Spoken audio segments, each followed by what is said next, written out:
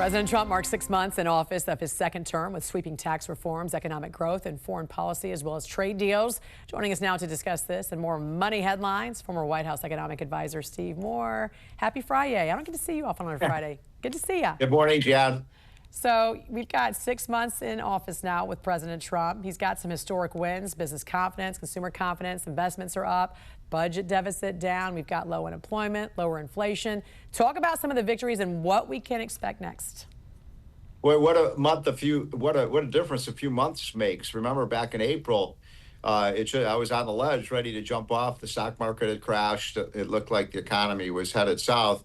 And then Trump started getting some of these trade deals done. And since April, we've just seen all of the statistics really move in the right direction, which is great. We're seeing low unemployment rates. We have pretty low inflation. We'd like to see it a little lower, Jan, but it's in a pretty good spot right now. You're right. Consumer confidence, business confidence is good. Look at the stock market this week. The NASDAQ and the S&P 500 reached all-time highs, although it fell a little bit the other day. So these are all indications that things are headed in the right direction. I think the two big things that have happened are, number one, those trade deals. And I think Trump just this week mentioned another 3 or 4 trade deals that he has cooking. And then, of course, passing that big, beautiful bill, which paves the way for a pretty good tax cut for the months to come. Speaking of which, Medicaid rolls have been scanned, and they have found that an astonishing 2.8 million people were enrolled in either Medicaid programs in multiple states or both Medicaid and an Obamacare exchange plan. So how much could, ending this double dipping save taxpayers?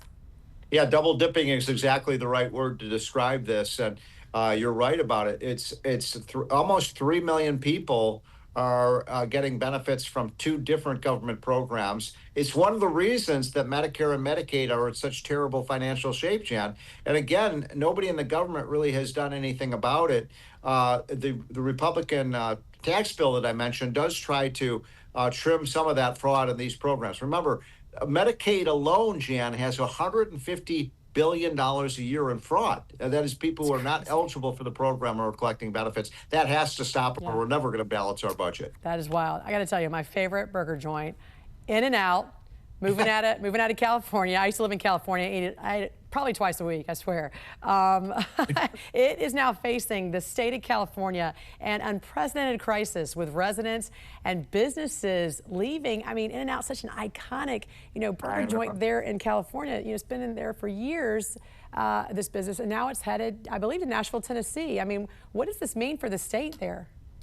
Well, California is losing a lot of their businesses. There's no question. They're losing technology businesses. They're losing manufacturing, and now they're losing one of their, as you said, iconic burger places. When we used to take my kids to California, the first thing they'd want to do is go In-N-Out Burger. There's one near LAX, I know.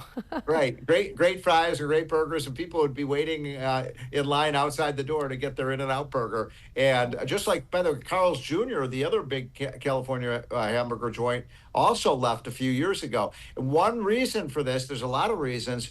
Costs are high in California, but the other thing, remember, Jan, about a year ago, California raised their minimum wage to $20. I think it was $20 an hour. That's right. And these hamburger joints cannot afford to pay that kind of pay and then provide a cheap hamburger and a cheap meal to people. Right, because In-N-Out is not that expensive. And by the way, they need to move to the East Coast. I don't see any of them on the East Coast. Have you?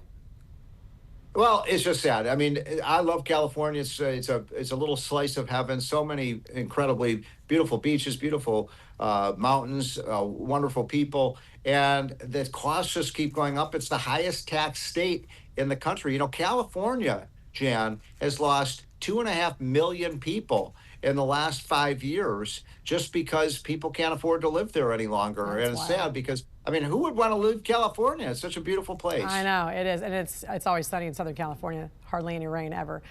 There is a plan from Senators Cassidy and Kaine right now to invest $1.5 trillion from Social Security into the stock market.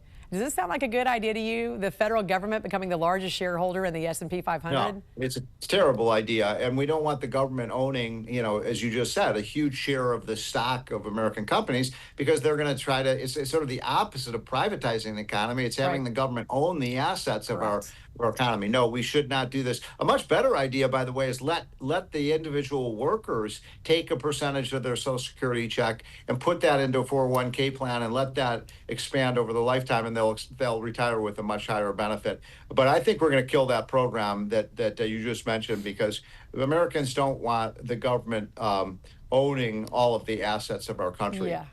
Look at you. I like your idea, though, that individual employees could certainly maybe take a little chunk of their Social Security if they want to. Former White House economic advisor Steve Moore, thank you for joining us. Have a great weekend. Have a great weekend. Thank you.